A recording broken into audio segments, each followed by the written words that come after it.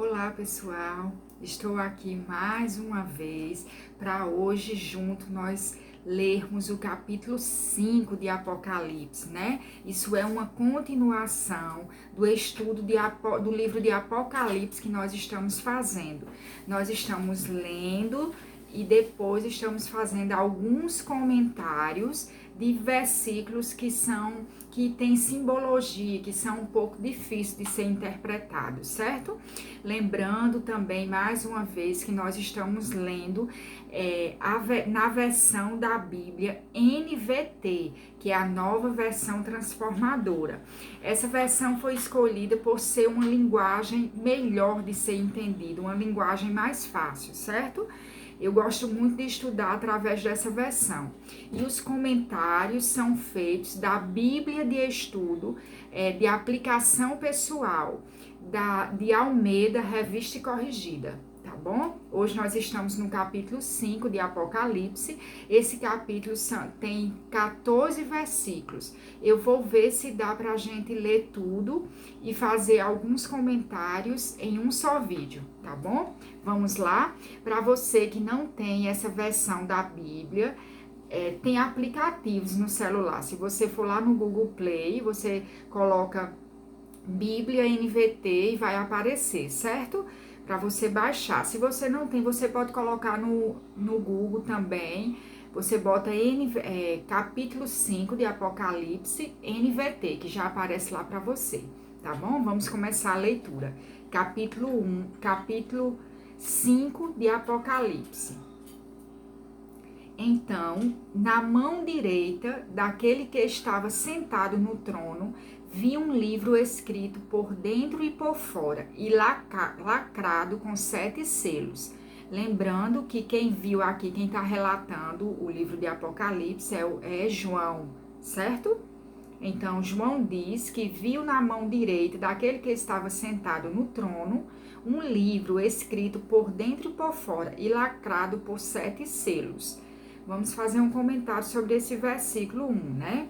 Na época de João, os livros eram escritos em pergaminhos, pedaços de pampiro ou finas peles de animais que chegavam a ter cerca de 10 metros de comprimento, e depois enrolados e selados com cera ou argila. O pergaminho ou livro que João estava vendo contém todo o relato daquilo que Deus tem reservado para o mundo. Os 7 selos indicam a importância do seu conteúdo. Os selos estão localizados ao longo do pergaminho, de forma que, à medida que cada um deles é rompido, mais desse conteúdo poderá ser lido para revelar a próxima fase do plano de Deus para o fim do mundo. Somente Cristo é digno de abrir os selos e abrir o pergaminho ou livro, né? Alguns chamam de pergaminho, outros chamam de livro. Está lá em Apocalipse do 3 ao 5, né? Lá diz que nós vamos ler mais adiante, que somente Cristo é digno de abrir esse livro, certo? Voltando para o versículo 2. Vi um anjo poderoso que perguntava em alta voz: quem é digno de romper os selos deste livro e abri-lo? 3. Mas não havia ninguém no céu, nem na terra, nem debaixo da terra, que pudesse abrir o livro e lê-lo. 4. Comecei a chorar muito, isso é João dizendo, certo? Comecei a chorar muito, pois não se encontrou ninguém digno de abrir o livro e lê-lo. O versículo 5. Então, um dos 24 anciãos me disse: não chore, veja o leão da tribo de Judá, o herdeiro do trono de Davi, conquistou a vitória. Ele é digno de abrir o livro e os 7 selos. Vamos fazer um comentário sobre esse versículo 5, né? Quando os anciãos diz que veja o leão da tribo de Judá, esse leão é Cristo. O leão é Jesus Cristo, que provou ser digno de abrir os 7 selos Perdão. Este leão é Jesus Cristo, que provou ser digno de abrir os selos e o livro por ter vivido em perfeita obediência a Deus. Ou seja, Jesus, quando veio ao mundo, né, ele viveu em perfeita obediência à vontade do seu Pai, né? Tanto que momentos antes dele ser entregue para ser crucificado, né, para sofrer o que ele sofreu, ele faz uma oração e diz: Pai, se possível, passa de mim esse cálice, mas que seja feita a tua vontade, não a minha. Então, até no momento de grande dor para Jesus, né, ele sabia o que ele ia passar. Acredito eu que aqueles momentos foram os momentos mais duros de Jesus como homem, né? Porque ele sabia tudo o que ele iria passar. E neste momento ele sentiu tanta angústia e tem um versículo, eu não lembro qual é o exato, mas se você colocar lá no Google, Jesus disse que está angustiado até a morte, vai aparecer o versículo lá. Ele sentiu tanta angústia que ele diz: minha alma está angustiada até a morte, porque ele sabia o que ele iria passar, né? Mas mesmo assim ele foi obediente a seu pai, a todo o plano de Deus para a vida dele, ele foi obediente. Então é por isso que ele é digno de abrir este livro, de abrir os selos deste livro. E quando fala que do herdeiro de Davi, né, o herdeiro do trono de Davi, é que Jesus era descendente da família de Davi, certo? Versículo 6. Então vi um cordeiro que parecia ter sido sacrificado, mas que agora estava em pé entre o trono e os 4 seres vivos e no meio dos 24 anciãos. Tinha 7 chifres e 7 olhos, que representam os 7 espíritos de Deus enviados a todas as partes da terra. Fazendo comentário também desse versículo 6, Jesus Cristo é representado como um leão, simbolizando sua autoridade e poder como um cordeiro. Perdão, vou ler novamente, certo? Jesus Cristo é representado como um leão, simbolizando sua autoridade e poder, e como um cordeiro, simbolizando sua submissão à vontade de Deus. O cordeiro representa o sacrifício pelos pecados de todos, e somente ele pode nos livrar dos terríveis acontecimentos revelados no livro. O papel de Cristo, o leão, será liderar a batalha onde Satanás será finalmente derrotado. Está lá em Apocalipse 19, do versículo 19 a 21. Cristo, o leão, será vitorioso por causa daquilo que Cristo, o cordeiro, já havia feito. Ou seja, Cristo, que é representado como um leão, já está com a vitória por conta de Cristo, o cordeiro, que foi sacrificado aqui na terra, devido à vitória que Cristo, o cordeiro, conquistou aqui na terra. Cristo, o leão, no fim de Apocalipse, né, no fim de tudo, Cristo, o leão, será vitorioso, certo? Versículo 7. Ele deu um passo à frente e recebeu o livro da mão direita daquele que está sentado no trono. Quando o cordeiro recebeu o livro, os 4 seres vivos e os 24 anciãos se prostraram diante dele. Cada um tinha uma harpa e taças de ouro cheias de incenso, que são as orações do povo santo.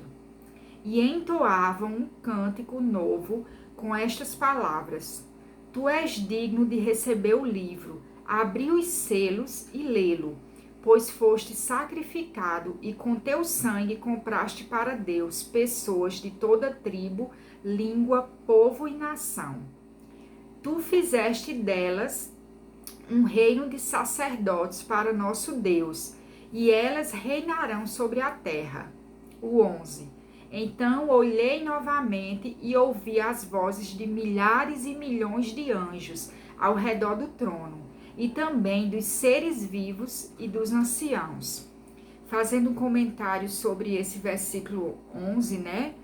Anjos são seres espirituais criados por Deus para executar sua obra aqui na terra.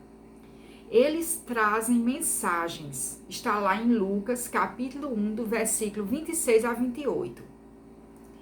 Protegem o povo de Deus. Está lá em Deuteronômio, capítulo 6, versículo 22. Vocês podem ver esse perfil, essas características dos anjos, certo? Oferecem encorajamento. Está lá em Gênesis, capítulo 16, versículo 7. Dão orientação. Está lá em Êxodo, capítulo 14, versículo 19. Executam punição. Está lá em 2 Samuel, capítulo 24, versículo 16. Patrulham a terra. Está lá em Ezequiel, capítulo 1, dos versículos 9 ao 14. E lutam contra as forças do mal. Está lá em 2 Reis, capítulo 6, dos versículos 16 ao 18, e também em Apocalipse 21. Vocês podem conferir nesses livros, certo? E eu lhe aconselho a fazer isso. Nós não vamos fazer aqui para que não leve tanto tempo. Há anjos bons e anjos maus. Está lá em Apocalipse, capítulo 12, versículo 17. Mas como os anjos maus são aliados de Satanás, têm um poder e uma autoridade consideravelmente menores que os anjos bons. No final, o principal papel dos anjos bons será oferecer um contínuo louvor a Deus. Está lá em Apocalipse, capítulo 19, dos versículos 1 ao 3. Voltando para a leitura do capítulo 5, né? Versículo 12. Cantavam com forte voz: digno é o cordeiro que foi sacrificado de receber poder e riqueza, sabedoria e força, honra, glória e louvor. Depois ouvi todas as criaturas no céu, na terra, debaixo da terra e no mar cantarem: louvor e honra, glória e poder pertencem àquele que está sentado no trono e ao Cordeiro para todo sempre. Versículo 14. E os 4 seres vivos disseram: Amém. E os 24 anciãos se prostraram e adoraram. Fazendo um comentário no capítulo 14, ou no versículo 14, né, de Apocalipse 5, o cenário do capítulo 5 nos mostra que somente o Cordeiro, Jesus Cristo, é digno de abrir o livro ou pergaminho. Os eventos da história, né, os eventos da história, o que está por vir, e até o que nós estamos vivendo, está neste livro. Jesus e não Satanás é quem detém o futuro.